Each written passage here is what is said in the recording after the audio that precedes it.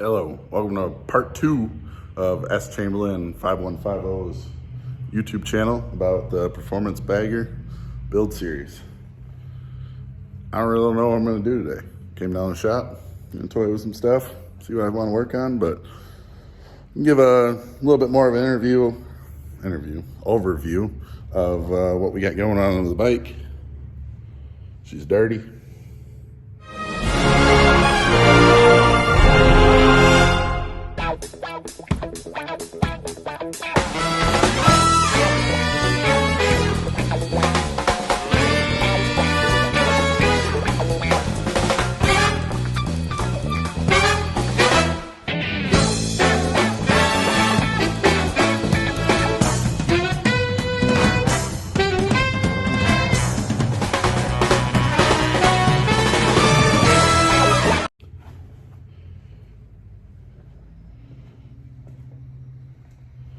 Something I've been working on is these trees. So I went from the inverted front end to the back to the factory 49 millimeter. This is just a fork tube, got it in there, and a piece of tape.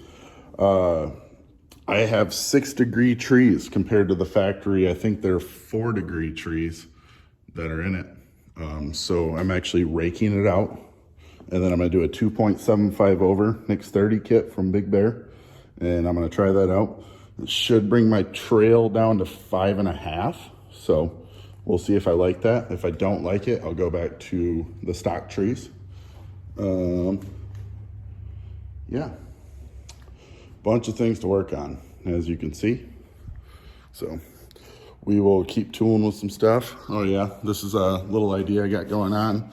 You know how the old tour glides, they have these fancy lights that are up in the fairing instead of the turn signals, you know, down here. So I'm planning on building something for a turn signal up here. I just have the tape on each side, you know, you can get that view, you know, coming at you. I'm gonna try to build something, you know, you got these lines right here. I have this line right here, so this is a custom sizing. I'm not going with what an actual factory tour glide light is or an FXR light.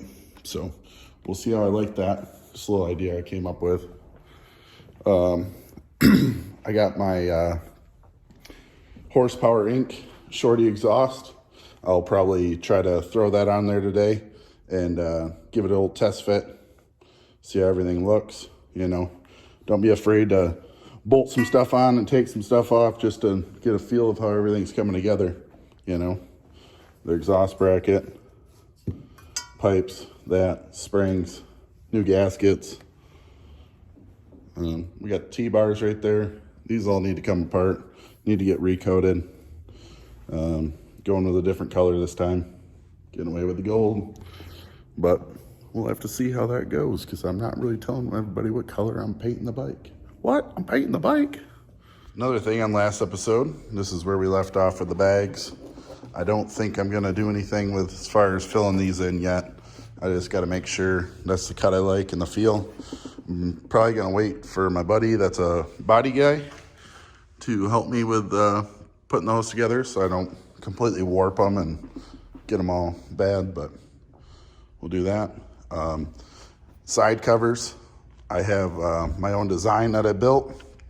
I'll put up a picture right here. And we'll see how that goes.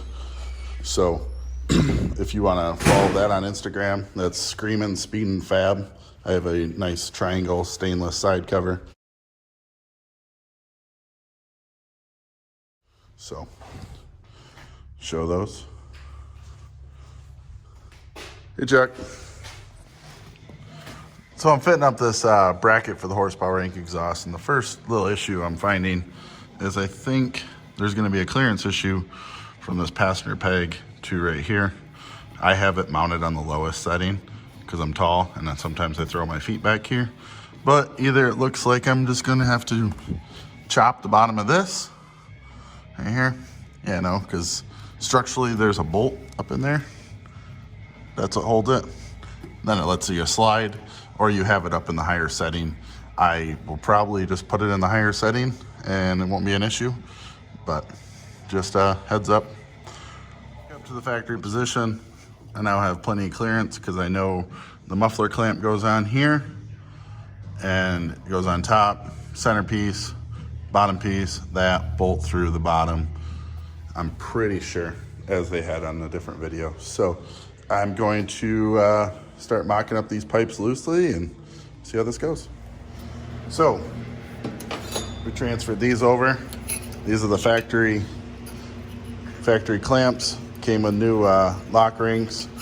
Got those on each pipe. I have these thread reducers. You can plug in there. If you're running a Thunder Max with 18 millimeter bungs, you don't run those. But if you're running the factory O2 sensors, you put in the thread reducer, and then the factory O2 will thread right into there, and you're good. I'm just going for a test fit right now, so I'm not even gonna deal with the O2 sensors.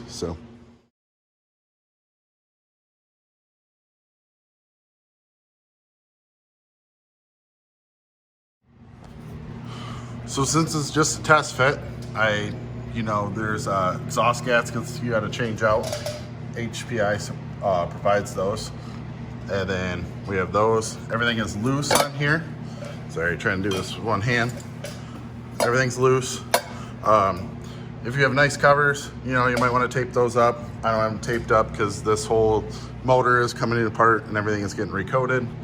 Thank you, Harley, for the wonderful black that you put on all your covers. Holds up great. So that, and now we will fit the muffler.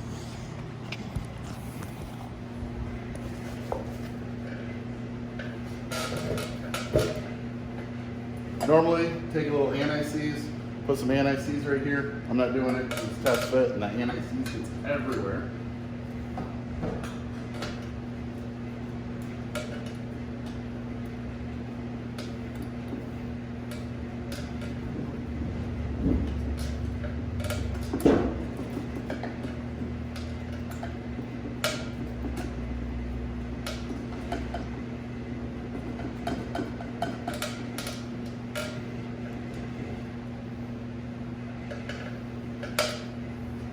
If it's cherry, I like it. Now they have a mount that goes up and around, and we will deal with that in a second. So we got the exhaust test fit. Everything looks good. I don't have these springs in here, but pretty sure that is slid all the way in there. I was wrong on the orientation of this clamp. The nut actually goes on the top side, so I can lower my foot bracket back down. So disregard what I earlier said in the video if you didn't already comment at the bottom about it, but that looks good. My front head pipes are still a little loose, but with this mounted up, this seems very stout. These are with 14.25-inch rear shocks at full droop. I still have plenty of clearance right there, which everything can kind of move around a little bit. Maybe I have something a little tight. I'm gonna put on the floorboard. I'm gonna probably loosen everything back up and just make sure it's all good, but man, that's a sexy pipe. Love it.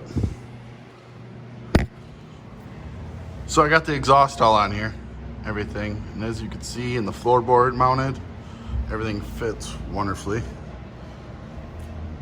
Good clearance, good clearance, good clearance.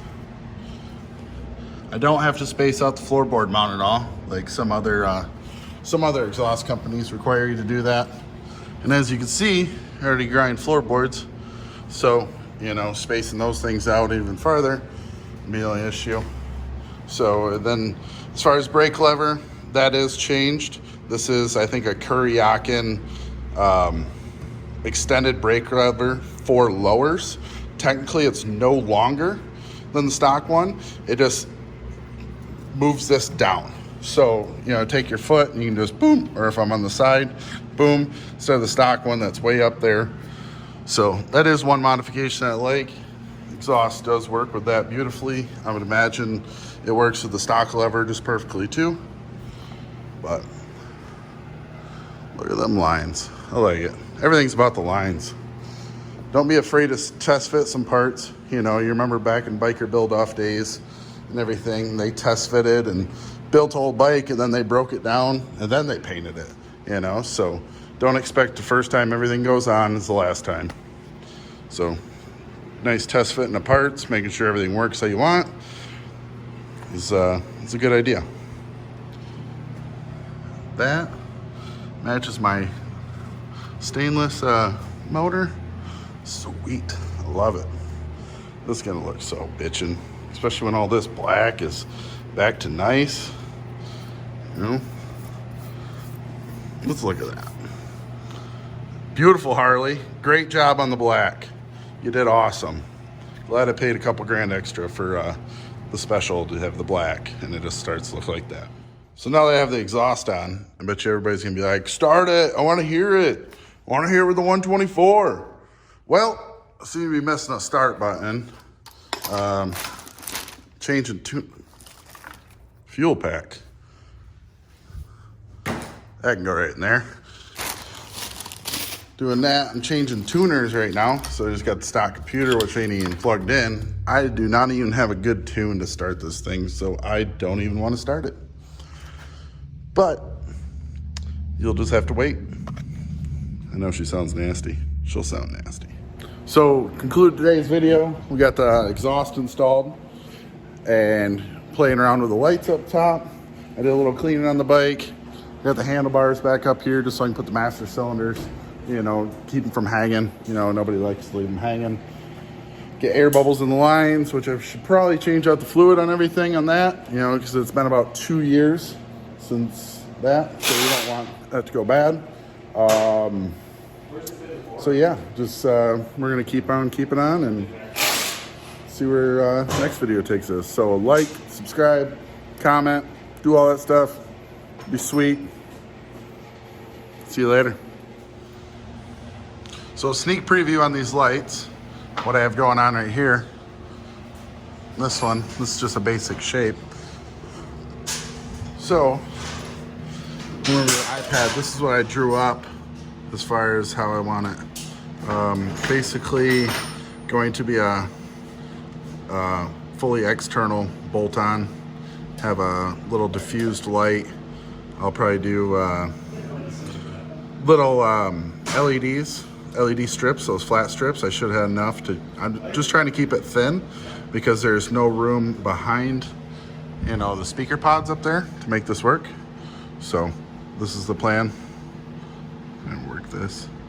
But then this will slide together like boom, boom.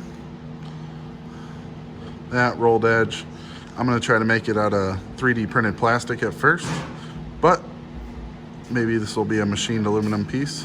I can have my my buddy, my machinist, help me out with that. So this is what I got planned right now. 3-piece setup, simple, clean, should be cool.